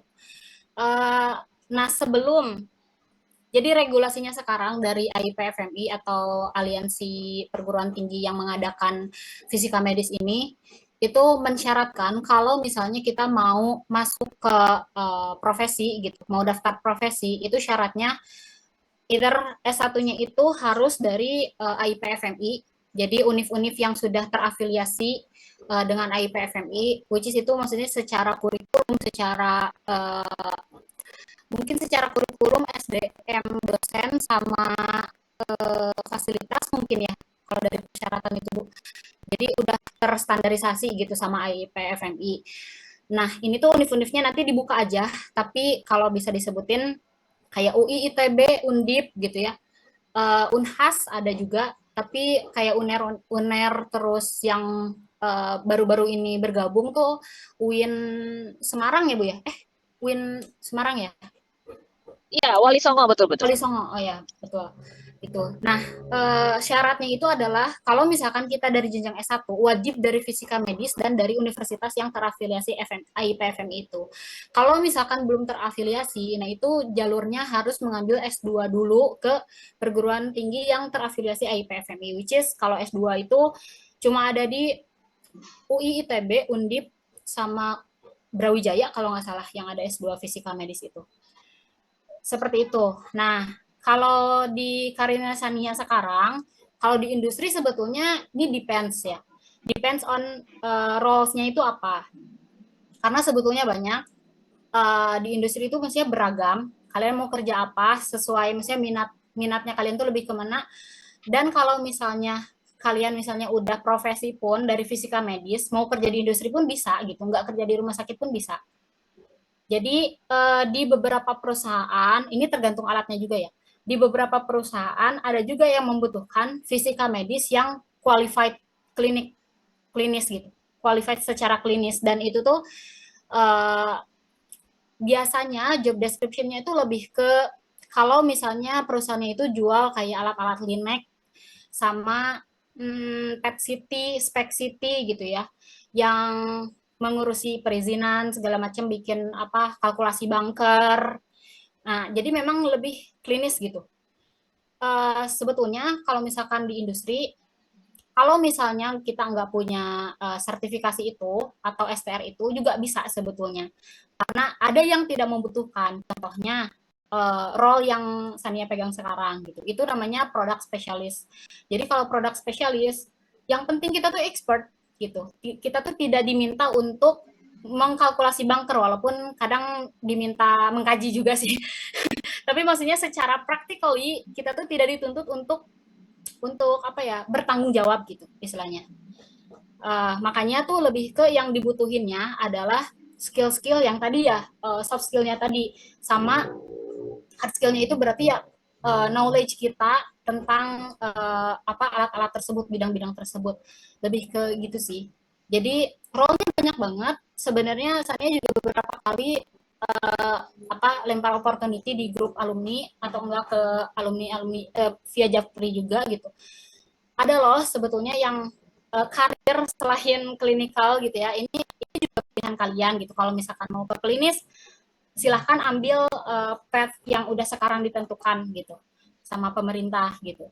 Kalau misalnya memang pengen lebih fleksibel gitu ya, karena satu dan lain hal gitu ya, pertimbangannya banyak, ya nggak apa-apa cari yang nggak perlu STR dulu gitu. Selain produk spesialis, sebetulnya ada kayak business development. Itu tuh role-nya itu lebih banyak. Sebetulnya perlu perlu apa ya namanya? Perlu knowledge juga di fisika medisnya gitu. Tapi dia tuh lebih ke gimana caranya mengembangkan bisnis gitu. Jadi pilihannya lebih banyak gitu, variatif. Kalau misalnya pengen ke lab pengujian mungkin kayak Wildan gitu. Wildan setahu saya dia PPR. Jadi setelah apa namanya lulus itu kita bisa ikut tuh namanya pelatihan PPR ya, petugas proteksi radiasi. Kalau PPR itu juga fleksibel, mau di rumah sakit bisa, kadang di industri juga dibutuhkan. Di Sania pun kayak yang pegang PPR tuh bukan vismed, bukan radiografer aja sebetulnya. Ada yang fisika biasa, ada yang biomedical engineering, karena kan yang penting backgroundnya sains ya kalau nggak salah PPR itu. Jadi pekerjaannya tuh kalau PPR bisa di rumah sakit juga nyambi jadi clinical physicist itu, atau enggak dipakai juga di industri. Gitu. Oh ya, Ambar yang PPR, terus penguji berkualifikasi itu berarti ini ya uji kesesuaian ya, Wildan. Jadi ada penguji kesesuaian, ada oh iya betul. Ada penguji uji kesesuaian, ada PPR. Kalau PPR kayaknya lebih general ya, kayak nanti tugasnya itu nguji paparan radiasi misalnya nih, kalau misalnya CT scan itu udah dibeli terus nanti diinstal. Nanti sama teknisi diinstal segala macam, terus diuji fungsi, dikalibrasi sesuai nggak sama fungsinya. Terus barulah di situ PPR bertugas untuk menguji apakah ada kebocoran tabung atau enggak di sekitar ruangan itu gitu. Setahu saya kurang lebih kayak gitu ya. Jadi lebih banyak ke proteksi radiasinya. Kalau penguji berkualifikasi itu lebih ke uji kesesuaian ya. Kenapa itu dibutuhkan? Karena gini, kalau untuk ketika rumah sakit itu beli alat medis, misalnya X-ray contohnya, X-ray stasioner.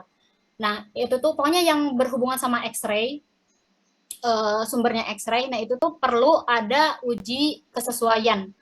Dan itu kadang bisa dari pihak, kalau dari POV industri ya, itu bisa dari pihak ketiga atau dari perusahaan kita sendiri gitu.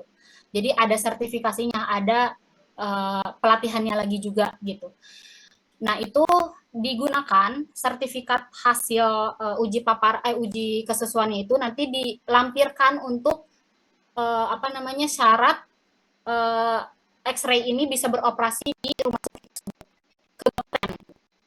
Jadi memang sangat perlu.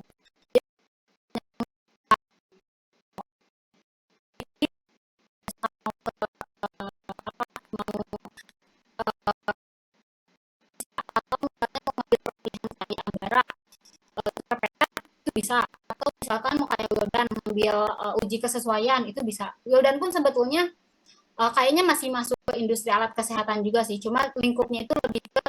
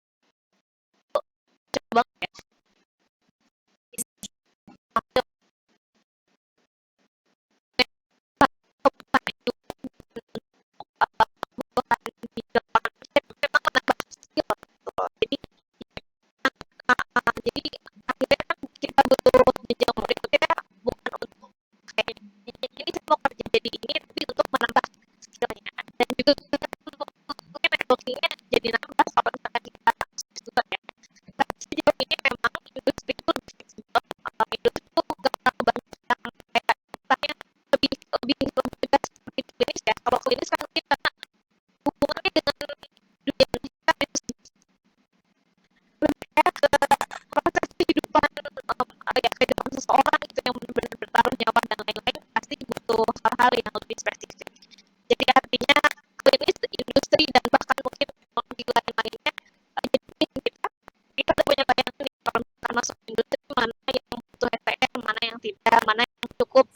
punya skill seperti tadi ya, pemaparan baik, soft skill yang kita uji juga oke, terlebih dari apa namanya kebutuhan yang dibutuhkan oleh tim-tim medis di sana ya, atau tim-tim teknologi di sana.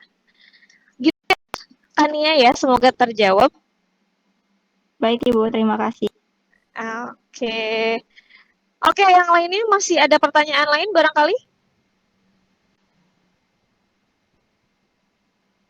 Boleh raise hand juga atau boleh diketik. Kayaknya yang tadi, oh ini Wildan ya. Ya, beberapa mahasiswa kita memang range-nya macam-macam ya. Beberapa kali kan ada dari klinis. Siapa nih? Saya nggak bisa lihat karena udah ganti pakai headphone. Oh, ada Dewi. Silakan Dewi. Bismillahirrahmanirrahim. Assalamualaikum warahmatullahi wabarakatuh. Perkenalkan, Waalaikumsalam warahmatullahi wabarakatuh. saya Dewi Rahmawati dari Angkatan Fisika 2022. Tadi kan Teteh sempat sharing ya pengalaman kerjanya di Lokarsa Utama itu megang kayak alat CT scan-nya gitu ya Teh. Kayak pengen tahu lebih spesifik gitu Teh. Di industrinya, di CT-nya itu Teteh spesifiknya kayak ngapain aja sih gitu pas di CT itu kayak spesifik di alatnya tuh gimana gitu. Oke, menarik. Makasih Dewi. Jadi gini, tadi ya, balik lagi ke di industri itu role-nya banyak. Jadi kalau misalkan fisika medis, potensialnya yang bisa masuk itu tadi ya, kalau misalkan punya sertifikasi kayak Wildan sama Ambara itu bisa jadi penguji berkualifikasi atau jadi PPR. Kalau PPR either di rumah sakit atau di industri. Tapi kalau misalkan specifically kayak tim teknis gitu, kalau aku kayak lebih ke tim teknis. Jadi fisika medis itu bisa jadi produk spesialis. Produk spesialis itu apa?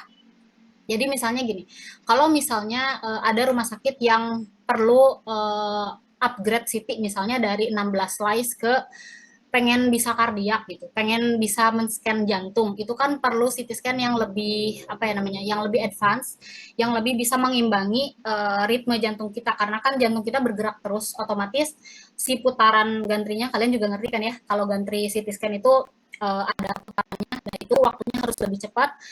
Nah, gimana caranya rumah sakit itu bisa dapat solusi yang memungkinkan gitu dari produk yang kita jual. Jadi misalnya kalau kebutuhannya seperti itu, oh iya butuh untuk bisa bagus untuk scan jantung misalnya kayak gitu. Nah kita itu coba kasih solusi berupa produk kita. Nah kita kan punya beberapa tipe misalnya kayak gitu ya dari CT scan itu. Nah kita coba jelaskan sama orang rumah sakitnya di sini kayak bisa ke dokter, bisa ke radiografer, bisa ke fisika medisnya juga atau bisa ke direktur atau owner atau yang di jajaran manajemennya lah gitu, top manajemen level. Nah itu tuh kita harus bisa memperlihatkan ke mereka bahwa ini loh solusi yang kita berikan untuk mereka. Jadi lebih ke masalah teknis. Kalau itu hubungannya ke rumah sakit ya. Jadi kita itu diminta untuk ngasih presentasi yang impactful. Kenapa CT scan yang kan CT scan itu banyak ya, maksudnya mereknya gitu. Kenapa CT scan kita itu yang lebih fit untuk kebutuhan mereka, yang lebih cocok untuk kebutuhan rumah sakit itu gitu. Ini pertimbangannya banyak, ada yang dari segi teknis tuh kayak lebih spesifikasinya kayak apa aja, dokter butuhnya apa aja, softwarenya itu kita harus bisa jelasin gitu. Kalau misalnya untuk nanti setelah udah apa namanya beli gitu ya, ternyata positif nih beli. Nah itu tuh nanti ada lagi role yang baru tapi beda, namanya tuh clinical application specialist. Jadi biasanya clinical application specialist ini tuh lulusan itu dari radiografer karena memang mereka itu dilatih untuk bisa mengoperasikan alat dan ya istilahnya kayak ngambil gambar gitu, ngambil gambar dari satu alat gitu, dari alat-alat radiologi ini gitu. Makanya banyak yang hire itu dari radiografer itu kalau di ranahnya radiodiagnostik dan intervensi ya. Tapi kalau misalkan kayak di Linek sama PET CT itu kemungkinan besar dari fisika medis pun bisa, Tapi kalau misalkan untuk skala mengajarkan secara klinis banget gitu ya, nah itu tuh butuh yang namanya STR gitu. Cuma kalau misalkan sekarang dilihat marketnya itu lebih banyak perusahaan yang yang menjual atau mendistribusikan barang-barang yang ranahnya itu masih ke diagnostik gitu, diagnostik dan intervensi. Makanya segmented banget nih yang radioterapi sama kedokteran nuklir gitu. Makanya kadang ini kalau saya nggak salah ya, beberapa teman-teman yang di rumah sakit pun ada juga tuh yang jadi udah berpengalaman nih di rumah sakit di radioterapi atau di kedokteran nuklir. Nah itu mereka pada larinya ke vendor gitu, karena bisa jadi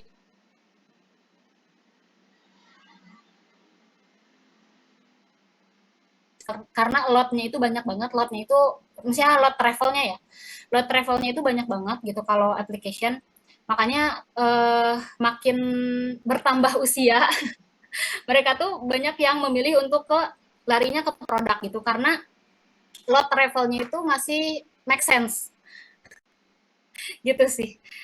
Gitu Dewi. Jadi role-nya ini beda banget. Sebetulnya Saninya tuh udah nyiapin slide Bu untuk memperlihatkan Aku jelasin ya.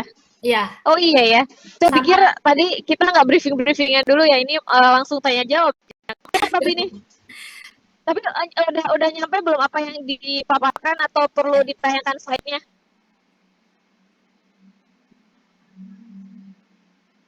Atau mau ditayangkan Sansa slide-nya?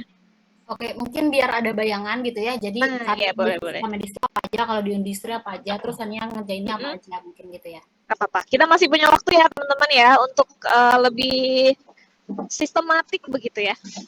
Sania masih jadi partisipan Bu, nggak belum jadi co-host. Oh, siapa nih yang bisa jadi in-host ya? Apakah saya? Sebentar. Sudah. Oh, sudah. Silakan.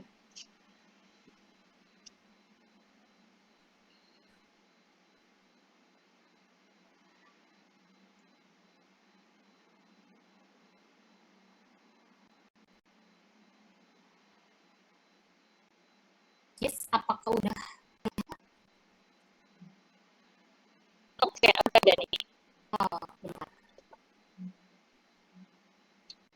Ya, jadi kalau misalnya kita ulas lagi ya sedikit, bidangnya fisika medis itu larinya bisa kemana aja. Satu, radiodiagnostik dan intervensi. Ini segmentasinya itu berarti tergantung dari alat ya, alat sama departemen. Jadi kalau misalkan di rumah sakit itu ada 3 departemen besar. Satu ada radiodiagnostik gitu, itu isinya kayak CT, MRI, pokoknya alat-alat untuk diagnosa, sama intervensi kayak cath lab gitu ya, atau DSA. Nah itu untuk penyakit-penyakit jantung yang yang bisa disembuhkan sama itu gitu ya treatmentnya. Terus ada juga radioterapi, ini lebih ke treatment gitu ya, jadi udah nggak ada diagnosa lagi, paling nanti planning aja.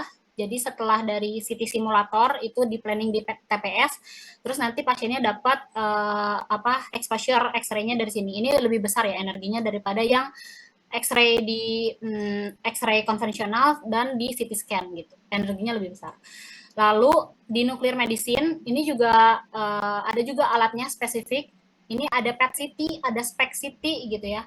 Kalian kalau belum tahu nanti cari aja gitu ya alat-alatnya itu apa aja. Tapi yang jelas kalau nuklir medicine ini bisa mencakup 2. Diagnostik iya, treatment juga iya. Tapi pakai zat radioaktif gitu ya. PET sama SPECT itu nanti beda pakai zat radioaktifnya. Terus ada bidang radiation protection. Ini sebetulnya nggak dijadikan beda bidang karena di Indonesia itu kadang PPR itu gabung sama fisika medisnya, kadang gabung sama radiografer gitu, STR radiografer atau SDR fisika medis gitu. Jadi punya 2 STR istilahnya gitu. Kita tuh kerja di rumah sakit. Ini kalau di rumah sakit. Karirnya apa aja sih sebetulnya opportunity-nya di Indonesia ya kalau ini. Jadi kalau misalkan kalian mau memilih jalur yang klinis gitu, itu bisa ambil tadi ya jalannya itu harus ngambil profesi dulu. Karena kita belum terafiliasi sama AIPFMI, makanya perlu S2 dulu di universitas yang terafiliasi AIPFMI, lalu profesi 1 tahun gitu. Nah, atau enggak misalnya kalian mau jadi radio RPO gitu, atau tadi ya KPR gitu, itu juga bisa, itu ada pelatihannya juga. Cuma memang ini juga curhat ya. Waktu Sania itu dulu COVID, jadi setelah lulus kuliah itu sama sekali nggak ada training apapun Bu gitu. Jadi nggak ada training yang buka apapun itu, mau PPR, mau penguji berkualifikasi gitu ya. Jadinya maksudnya nggak ada choice untuk ikut pelatihan gitu. Jadi sikonnya waktu itu seperti itu. Tapi kalau sekarang kayaknya tuh semakin banyak ya, dan emang sekarang udah mulai kondusif kan. Jadi bisa pelatihan sendiri gitu. Tapi kalau sekarang kayaknya bayar. Soalnya kalau Sania sharing sama Tesiva Bu, angkatan 2013, itu dulu Tesiva itu dicari karena lulusan fisika medis, lalu diikutkan pelatihan, dibayar oleh kantor. Karena memang waktu itu susah sekali cari SDM yang lulusan fisika medis, makanya company itu berani invest gitu. Mungkin ada kontrak-kontrak itu juga ya, segala macam, kayaknya ke situ arahnya gitu. Nah, ini teman-teman bisa kerja dengan kalau misalkan udah jadi clinical physicist, atau misalnya PPR itu di rumah sakit, atau nanti kalau misalkan ada role yang memang sangat klinis di industri juga bisa masukin gitu. Cuma memang nggak terlalu banyak sih, karena kita tuh banyak kebantu sama fisika medis yang dari luar juga, dari dari luar negeri gitu ya. Nah, kalau misalkan di non clinical career tuh apa aja sih? Jadi kalian kalau misalkan mau larinya tuh ke riset gitu, itu bisa juga ke institusi ya, kayak Batan atau BRIN ya kalau sekarang. Terus kalau misalnya ada juga pembukaan mungkin CPNS ya di Bapeten, itu kalian bisa mengurusi lebih ke regulasi, kebijakan kayak gitu. Nah, itu tuh sebetulnya bisa juga gitu dari fisika medis, dan ada formasinya gitu. Cuma memang yang perlu dilihat ini berapa kali dalam 1 tahun Bapeten atau BRIN itu buka formasi untuk fisika medis gitu. Terus yang ketiga bisa di universitas, of course ya, kayak Bu Ica, Pak Ridwan gitu. Jadi selesai dari S2 karirnya itu lebih ke non klinis gitu. Jadi lebih banyak penelitian, terus ngajar juga gitu. Nah, itu untuk karir di universitas. Nah, ini yang keempat sama yang kelima dan keenam mungkin ya. Ini lebih ke industri fisika medis, industri medical device tadi gitu. Kalau misalnya selain daripada itu, industri yang lain banyak kok. Sekarang itu ada industri-industri yang mulai mau mengembangkan, kalau misalkan nggak mau yang medis banget ini ya, sebenarnya dari nuklir juga bisa, nggak harus yang medis banget, yang mau mengembangkan PLTN. Setahu Sania Bu, itu ada di Bangka, Belitung ya kalau nggak salah. Oh iya, iya betul. Itu Ya. milik negara juga nggak sih proyeknya ya? Tapi saya belum tahu sih perkembangannya sekarang ya. Kalau kepemilikannya belum tahu sih Bu, tapi belum ada. Sania ada kerja di situ juga gitu. Tapi dari fisika material gitu. Terus yang terakhir bisa jadi entrepreneurship, kalau misalnya memang kalian sudah istilahnya sudah punya pengalaman banyak di industri, terus pada akhirnya kalian memutuskan untuk mau bikin company baru nih, oh ya tertarik juga nih ternyata dinamika bisnis di industri alat kesehatan gitu. Ya it's okay, itu nggak apa-apa gitu. Kalau misalkan mau jadi konsultan, mau selling alat pun juga bisa gitu. Ini Sania lanjut aja. Nah, kalau untuk di di industri medical device gitu, ini Sania kasih gambaran sedikit. Jadi semoga bisa dimengerti bagian ini. Jadi kalau misalkan di industri alat kesehatan itu, kita entitasnya itu bisa dibilang ada dua gitu. Ada manufacturer atau pabrikan, atau kita biasa sebutnya itu principal, sama ada business partner atau distributor. Kalau di NV Medica itu sebagai business partner kalau untuk di peralatan radiologi. Apakah kita punya pabrik? Punya, tapi itu masih untuk memproduksi kayak bed di rumah sakit atau tempat tidur di rumah sakit, juga kayak alat-alat life support gitu, kayak ventilator, barang-barang yang di ICU sama di ruang gitu. Nah itu kita udah punya skala sampai situ. Tapi kalau untuk radiologi belum. Gitu. Nah ada juga manufakturer atau prinsipal tadi yang saat ini kebanyakan masih dimiliki sama perusahaan asing. Kayak mungkin 90%, 10%-nya mungkin adalah yang di Indonesia gitu. Karena saya tadi ya udah kebaca juga sekarang ada perusahaan Indonesia yang udah mulai mengembangkan walaupun cuma assembly gitu ya, beberapa partnya itu masih dikirim dari luar, itu tetap disebutnya manufakturer atau pabrikan. Nah itu role-nya bisa QC, mungkin kayak Ambara ya, QC. Nah itu Ambara di sini role-nya, atau bisa juga R&D. Tapi sejauh yang Sania baca, kalau R&D itu di Indonesia belum ada. Jadi R&D ini masih kayak di pabrikan ya. Kalau misalkan alatnya datang dari China ya antara di China atau mereka misalnya punya research centernya di Amerika. Nah, masih di sekitaran situlah gitu. Atau ada juga yang R&D-nya tuh di negara-negara tetangga karena mereka punya cabang juga gitu. Di Malaysia, Singapura itu opportunity-nya ada kalau untuk R&D. Kalau kalian memang mau ke riset gitu, research and development. Nah, role-role yang lain sebetulnya banyak banget yang memang tidak selalu klinis banget ya gitu, kayak sales gitu. Kalau misalkan memang kalian nggak suka di belakang layar gitu dan pengennya dapat komisi gitu ya, bayangkan aja dari harga 4M gitu dapat komisi berapa persen itu masuk kantong kalian, itu sales gitu ya. Tapi memang lebih banyak ke harus goal gitu ya si projectnya itu. Nah ada juga business development. Kalau business development ini lebih ke apa, kita itu backgroundnya tetap kok fisika medis gitu, bahkan banyak dicari juga fisika medis atau enggak di biomedical engineering sih biasanya. Itu kita bisa explore-nya tuh lebih banyak ke dari sisi bisnisnya gitu, gimana caranya mengembangkan bisnis baru atau produk baru yang bisa disebarkan ke market Indonesia gitu ya, untuk di perusahaan tertentu. Nah kalau produk spesialis yang kayak Sania gitu, itu lebih ke istilahnya jadi expert di semua lini istilahnya. Karena dari mulai teknologi, kenapa rumah sakit harus mengakuisisi teknologi itu kita harus bisa menjelaskan dengan baik gitu. Bahkan ada juga ya kalau misalkan Tania lagi presentasi ngejelasin satu fitur tertentu, itu kalau rumah sakit yang benar-benar aware sama teknologi itu bisa kayak ditanya ini kenapa bisa kayak gini, backgroundnya kayak gimana, pakai metode apa. Kadang tuh ada yang bisa nanya seperti itu. Terus bisa juga ke bisnis manajemen. Ya, bisnis manajemen juga sebetulnya ini beberapa ranahnya itu masuk ke produk spesialis. Jadi ya bisa dibilang 50% scientific, 50% bisnis, makanya perlu adaptasi banget gitu. Makanya perlu belajar terus. Terus ada project management.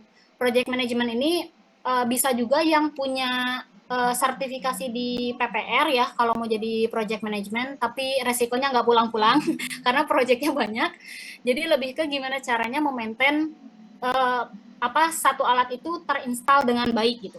Misalnya kalau misalkan CT itu kan perlu infrastruktur yang namanya ruangan timbal gitu ya. Ini timbalnya itu ruangannya itu nggak boleh bocor. Nah project management ini tuh harus bisa maintain projectnya ini jalan dan sesuai requirement gitu. Terus kalau misalkan di Linek ya, Linek itu kan perlu bunker. Nah itu tuh project management juga bisa masuk ke situ. Gimana caranya sebelum si Linek ini terinstall, bunkernya itu tuh udah selesai dan gimana cara perhitungannya tuh dia ngerti juga gitu. Terus selanjutnya ada engineer. Engineer tuh ya teknisi lah ya istilahnya.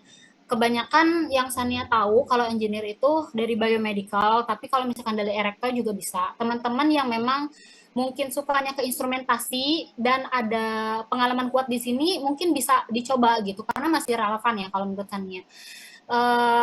Adapun engineer yang memang backgroundnya fisika medis itu biasanya larinya itu ke ranah tadi ya instalasi Linek karena itu lebih ribet banget, instalasi Linek atau instalasi PET CT, SPECT CT gitu. Nah selanjutnya ada yang clinical specialist. Kalau clinical specialist di sini yang tadi Sania jelaskan gitu ya. Kalau misalkan udah terinstall dengan baik, terus rumah sakit ini gimana caranya biar bisa pakai alatnya dengan baik itu, clinical specialist yang harus mengajarkan dari nol. Ini semua ilmu-ilmunya tuh ada di radiografer sebetulnya. Kalau untuk radiodiagnostik ya, sebetulnya radioterapi juga ada mereka karena ada S2-nya. Tapi Sedikit banyaknya ada juga yang jadi clinical specialist untuk klinik dan juga PET CT, terutama di Malaysia ya, saya pernah ketemu. Nah, yang terakhir ada qualified tester, mungkin ini yang kayak Wildan ya. Wildan itu penguji berkualifikasi untuk uji kesesuaian.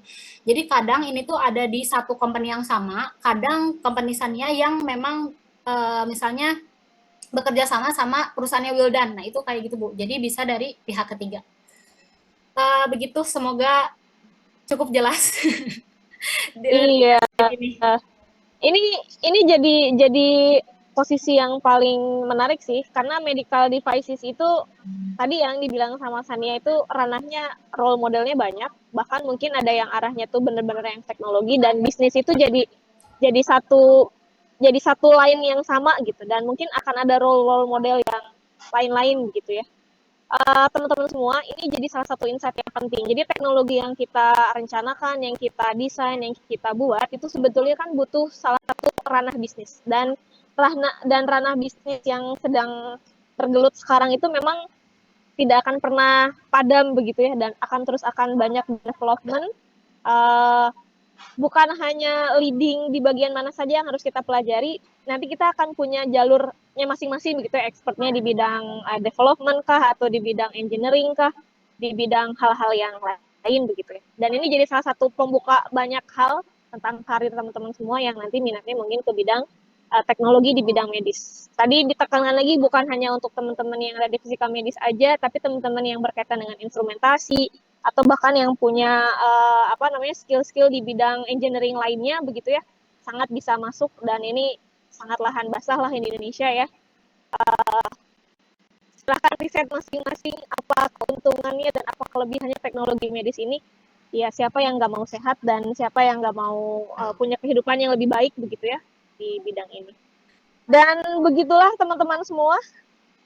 Mungkin jika tidak ada pertanyaan lain, apakah ada pertanyaan lain ya? Saya tidak menemukan di kolom chat. Ini Bu Ica belum sampai ini dari tadi. Belum. Luar biasa. Belum nyampe, tolong. Ya, oke. Tapi semoga tidak mengganggu diskusi kita hari ini ya. Padahal seru banget kalau ini bisa disimak bareng-bareng. Jadi penasaran ini mau kemana ini ya gitu. Ini mau ke Purwakarta ini. Siapa yang dari Purwakarta? Kita dari tadi kan banyak yang macet ya di daerah Buah Batu itu yang konvoy baru nyampe bentar lagi. Tahu kan masih ada bocil. Oke.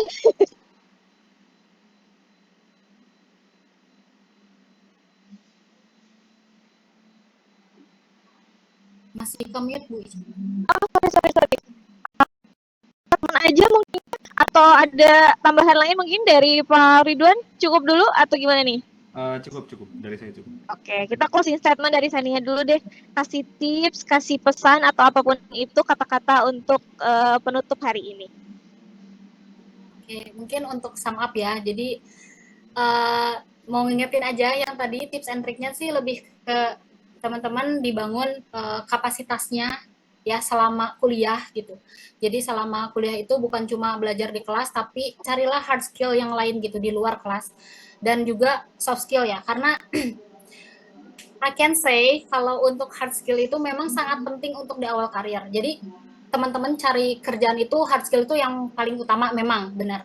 Tapi kalau misalkan pengen naik karirnya, misalnya jadi seniornya atau mungkin ke level manager gitu. Nah itu tuh benar-benar butuh yang namanya soft skill. Makanya harus harus diasah sedini mungkin gitu. Sania juga masih belajar gitu, makanya bisa dapat insight ini tuh karena memang ya melihat sekarang realitanya itu ya memang seperti itu gitu ya. Untuk masuk kerja pertama hard skill is very important gitu. Tapi kalau misalkan untuk soft skill juga perlu, tapi perlu dikembangkan terus-menerus untuk bekal kita nanti gitu. Itu untuk masalah perbekalan. Terus kalau misalnya untuk di industri medis ya tadi mungkin teman-teman juga semoga dapat insight-nya. Jadi bukan cuma klinis gitu ya. Walaupun karirnya itu non clinical career gitu, tapi aslinya klinis banget. Tetap kita juga belajar gitu ya, belajar lagi. Iya, betul. Klinis dalam artian kita nggak langsung in charge pasien mungkin gitu ya. Sama tadi itu ya, walaupun kalau misalkan bisa dilihat industri medical device ini tuh di Indonesia sangat berkembang pesat gitu. Jadi lahan basah banget, benar kata Bu Ica. Role-nya banyak dan kedepannya juga akan banyak role-role tambahan lagi asal kitanya siap gitu. Makanya gimana caranya nanti biar teman-teman hoki adalah mempersiapkan gitu. Jadi udah ada skillnya duluan, baru nanti ketemu sama opportunity-nya gitu. Itu yang namanya hoki katanya. Terus kalau di itu ya kayaknya Bu Ica jelek. Oke.